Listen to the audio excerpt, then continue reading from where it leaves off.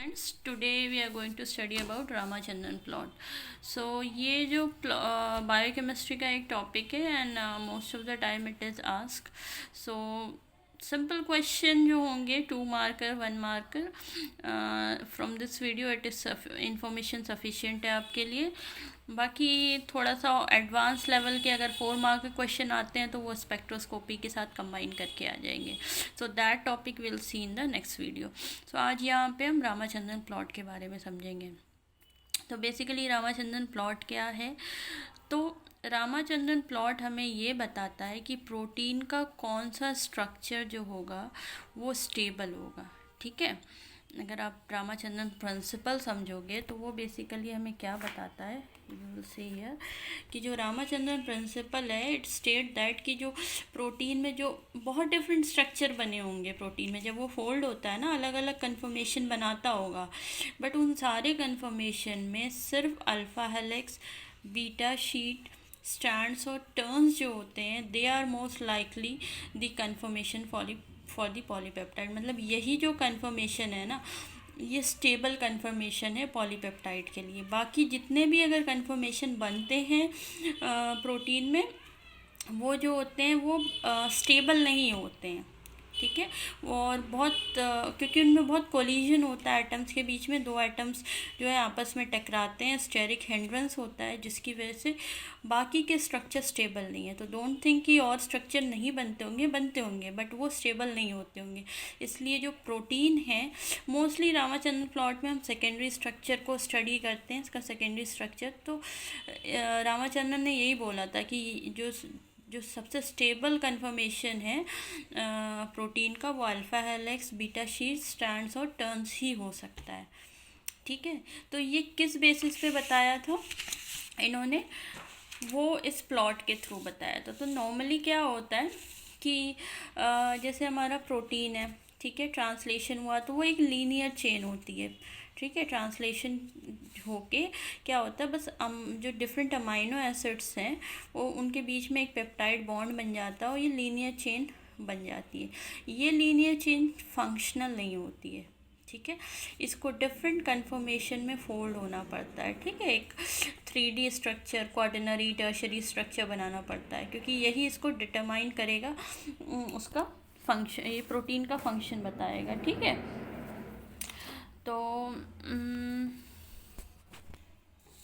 Just a minute या सो हम ये देखते हैं कि जो एक क्वेश्चन आया हुआ था कि tertiary structure is determined by, मतलब अगर किसी प्रोटीन का जो टर्शरी स्ट्रक्चर है वो किस चीज़ से डिटरमाइन किया जाता है, तो बेसिकली उसके प्राइमरी स्ट्रक्चर से। क्योंकि जो प्राइमरी स्ट्रक्चर में जो भी अमाइनो एसिड के सीक्वेंस होंगे ना वही डिटरमाइन करेंगे कि वो जो प्रोटीन है वो क्या स्ट्रक्चर बनाएगा, मतलब किस तरीके से वो फोल्ड होगा, और फिर वो उसकी फोल्डिंग बताएगी कि उसका फंक्शन क्या होगा। ठीक है, क्यों ऐसा होता है? क्योंकि जो हमारे अमाइनो एसिड्स होते हैं वो बहुत डिफरेंट टाइप के होते हैं, positive, negative charge, acidic, basic. तो अगर 2 सेम ग्रुप एक साथ आ गए, मान लो प्लस प्लस एक साथ आ गए, पॉजिटिव अमाइनो एसिड एक साथ आ गए, तो ये रिपेल करेंगे एक दूसरे को, हिंड्रेंस क्रिएट करेंगे। ठीक है, मान लो एसिडिक अमाइनो एसिड आ गए, सो they'll keep hindering each other, तो वो स्ट्रक्चर स्टेबल नहीं होगा। तो यही जो अमाइनो एसिड होते हैं ना, फॉर एग्जांपल यहाँ अर्जिनिन है, लाइसिन है, ऐसे करके चेन है, तो ये डिटरमाइन करेगा कि इसकी फोल्डिंग कैसे करवानी है। ठीक है, और ये पर्टिकुलर एंगल पे ही फोल्ड होंगे। तो वही एंगल, वो कौन सा एंगल है जिसमें प्रोटीन स्टेबल होंगे फोल्डिंग के बाद, वही हम रामाचंद्रन प्लॉट में समझते हैं। ठीक है, और उस एंगल को हम टॉर्जन एंगल कहते हैं। क्लियर? तो यही चीज़ आज हम इस प्लॉट में समझेंगे। तो इसमें कुछ टर्म्स हैं, dihedral angle, angle between 2 planes. ठीक है, जैसे आप ये जितने अमाइनो एसिड्स होते हैं ना, इनके जो एटम होते हैं ना, इनका अरेंजमेंट जो होता है ना एक प्लेन में होता है। मान लो एक आपका अमाइनो एसिड इधर है, इस हाथ पे है, ठीक है, एक एटम, दूसरा एटम आपका दूसरे हाथ की तरफ, अगर 2 हाथ आप रखोगे ना 2 डिफरेंट प्लेन बन जाएंगे। तो इन 2 प्लेन के बीच का जो एंगल होता है वो डाईहेड्रल एंगल कहलाता है। ठीक है, अब हम समझते हैं टॉर्जन एंगल क्या होता है। तो टॉर्जन एंगल भी एक डाईहेड्रल एंगल है। टॉर्जन एंगल में बस क्या होता है ना, टॉर्जन एंगल हमें बताता है कि जो डिफरेंट एटम्स हैं ना पॉलीपेप्टाइड में, जो अमाइनो एसिड्स में जो डिफरेंट एटम है वो किस एंगल से रोटेट करेंगे। ठीक है, जैसे ये दो अमाइनो एसिड हैं और ये बीच में बॉन्ड है, तो इस बॉन्ड के अराउंड इन दोनों अमाइनो एसिड का क्या रोटेशन होगा ना, उसको हम कहते हैं टॉर्जन एंगल। ठीक है, तो आई होप आपको ये समझ आ गया होगा। Now coming to different types of torsion angle. So अगर यहाँ पे हम लेते हैं दो डिफरेंट अमाइनो एसिड लिया है हमने, एक पिंक कलर का अमाइनो एसिड है, एक ये ब्लू कलर का अमाइनो एसिड है, और हमने इसका बनाया है पेप्टाइड। तो अब इसमें डिफरेंट एंगल होंगे, डिफरेंट बॉन्ड्स होंगे, और वो बॉन्ड कितने एंगल पे रोटेट करेंगे उसके बेसिस पे हमने उसको डिफरेंट नाम दे दिया गया है उस एंगल का। जैसे फॉर एग्जांपल सबसे पहले हम समझते हैं NC अल्फ़ा। ठीक है, ये अच्छा पहले ये हम समझते हैं C अल्फ़ा क्या होता है।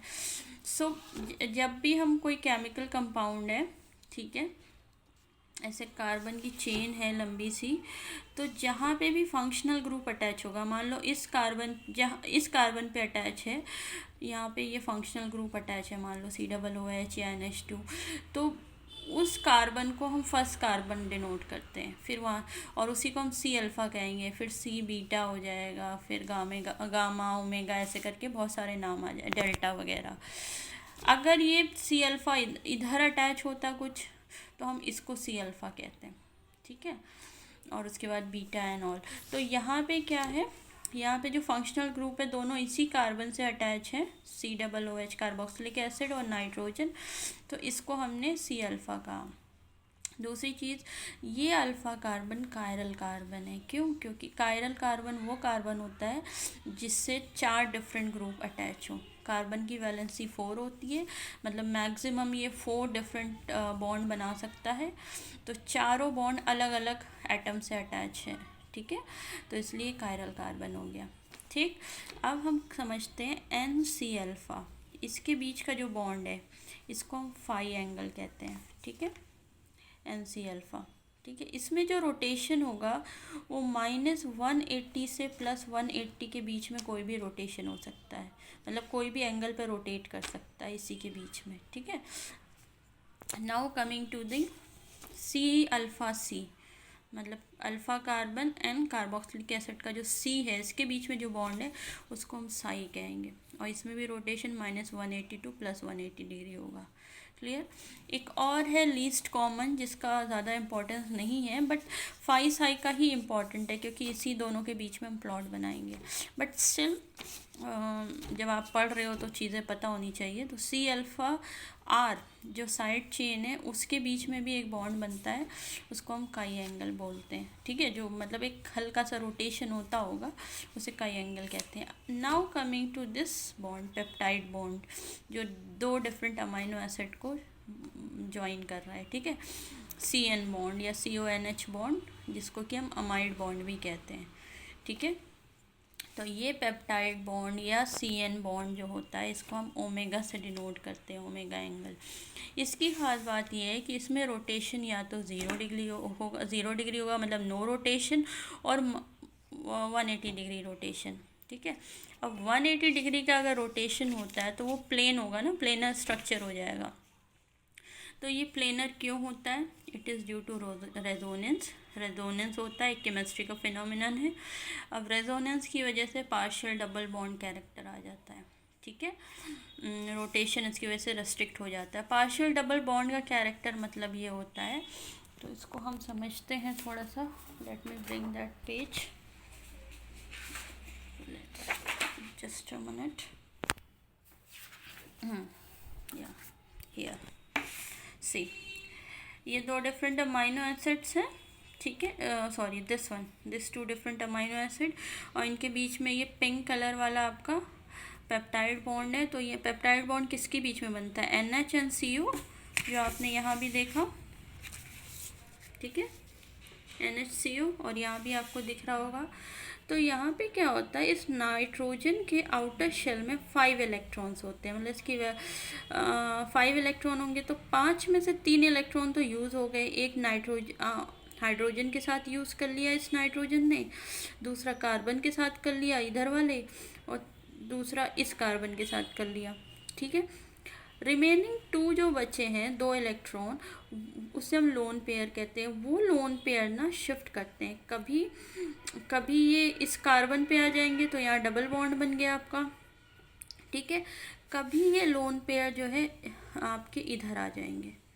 ठीक है, तो ये इधर CN डबल बॉन्ड बन जाए, या तो CO डबल बॉन्ड हो जाएगा ये CN। तो ये इन दोनों स्ट्रक्चर के बीच में रेजोनेट करता रहता है, जिसकी वजह से क्या होता है कि आपका जो रोटेशन जो होता है ना, बहुत रेस्ट्रिक्टेड मैनर में होता है, मतलब कुछ ही एंगल पे रोटेट कर सकता है, और फिर ये इसको, इस पेप्टाइड बॉन्ड को पार्शियल डबल बॉन्ड कैरेक्टर दे देता है, और इसकी वजह से वो प्लेनर हो जाता है। ठीक है, तो इस पे बहुत अच्छे क्वेश्चन बनते हैं 2 नंबर के, इवन गेट में भी, CSIR में भी आपको मिल जाएगा हर जगह।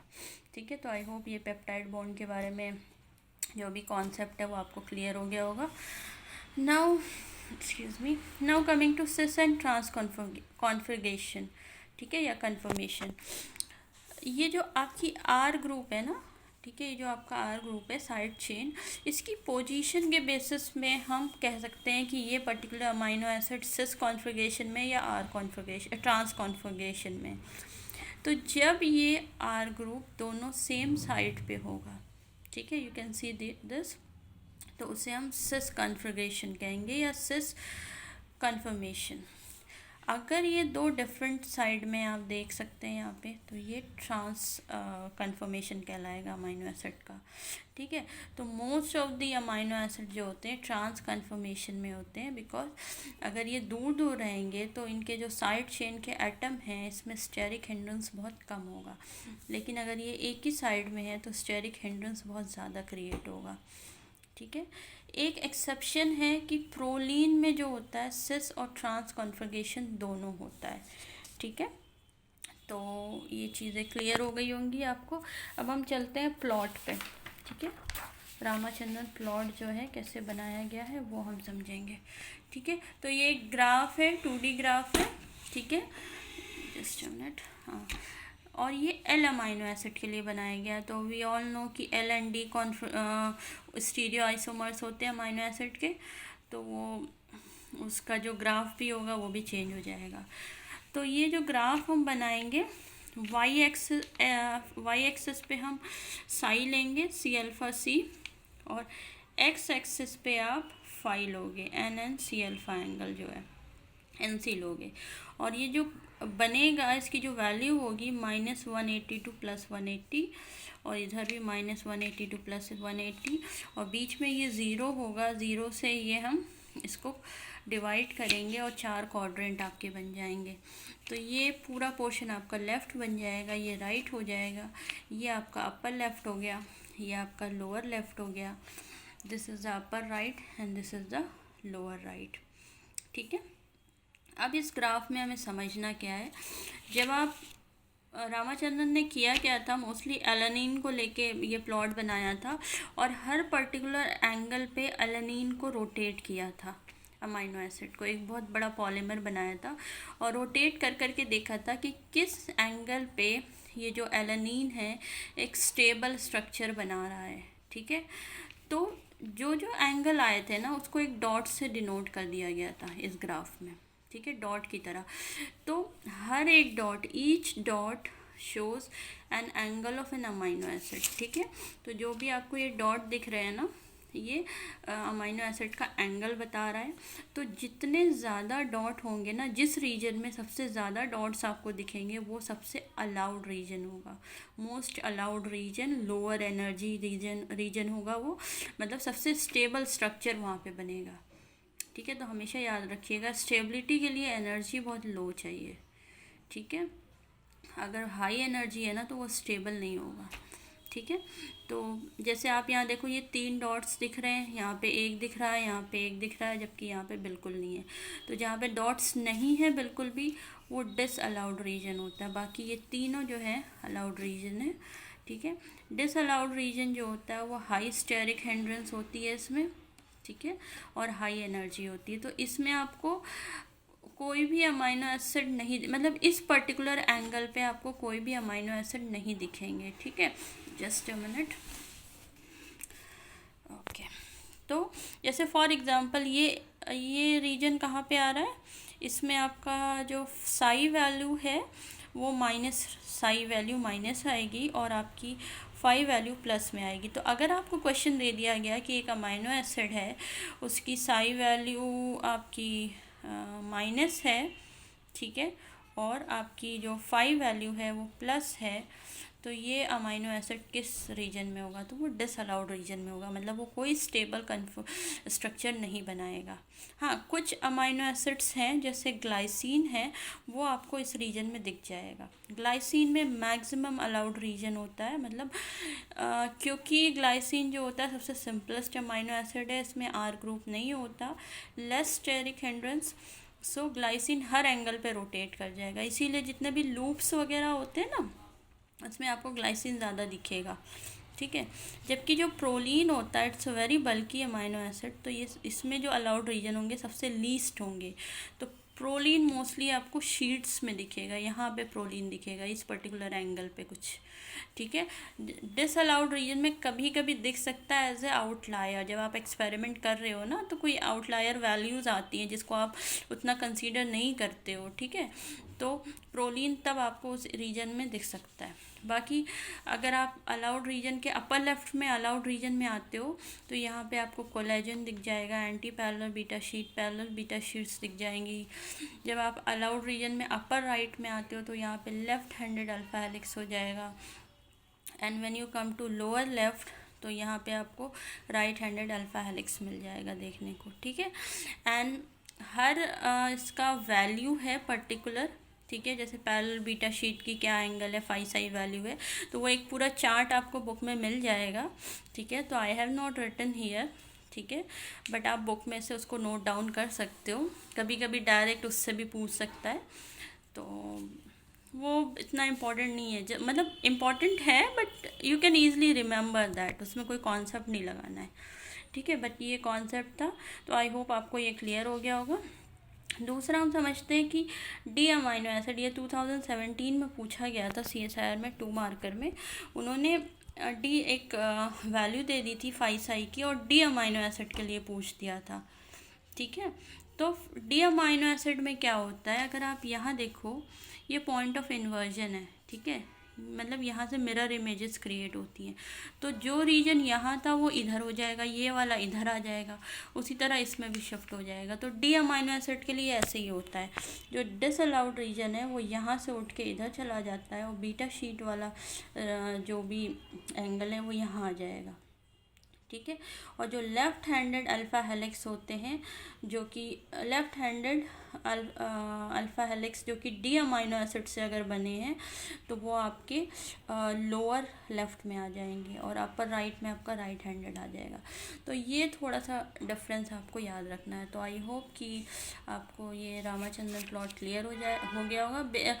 इन अ नटशेल अगर समझना हो, तो रामाचंद्रन प्लॉट हमें बस सिर्फ इतना बताता है कि कोई एक अमाइनो एसिड का अगर आपको सीक्वेंस दे दिया गया, मतलब एक प्राइमरी स्ट्रक्चर आपको दे दिया गया, तो आप आसानी उसके जस्ट अमाइनो एसिड को देख के, मतलब कौन कौन से अमाइनो एसिड हैं, तो आप उससे बता सकते हो कि ये किस किस पर्टिकुलर एंगल पे फोल्ड होना चाहिए, मतलब तभी ये स्टेबल स्ट्रक्चर बताएगा। तो ये आपका सेकेंडरी स्ट्रक्चर बताता है, ठीक है, कौन से स्टेबल सेकेंडरी स्ट्रक्चर बनेंगे और कौन कौन से अमाइनो एसिड प्रेजेंट होने चाहिए वहाँ पे उस पर्टिकुलर एंगल पे, जो कि स्टेबल स्ट्रक्चर बना सकते हैं। तो आई होप ये इतना आपको क्लियर हो गया होगा, and this much information is sufficient for 2 marker and 1 marker questions, आसानी से आपका हो जाएगा, ठीक है। Thank you so much.